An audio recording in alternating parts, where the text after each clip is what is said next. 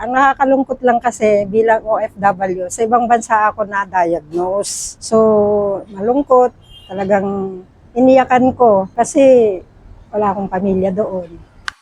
Hello. Ako si Clary Domingo, cancer survivor ng 7 years, stage 2A.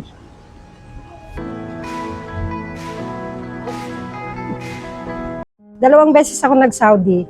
Isang 6 years at saka 6 years. Nitong huli, doon ako na-diagnose ng breast cancer. Isa kasi akong family cook doon.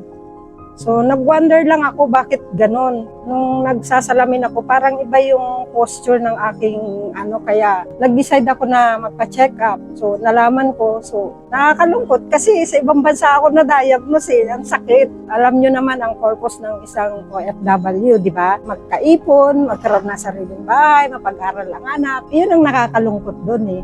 Hindi ko natapos. Yung aking amo, napakabait niya. Siya yung kasama ko sa operating room. Nung paglabas ko, pagdilat ko, siya yung nandyan sa tabi ko, kinamusta niya ako. At saka yung trabaho ko kasi family cook eh. Pero siya ang nagluluto para sa akin nung pagkatapos ko maoperahan. So blessed ako dahil napakabait niya.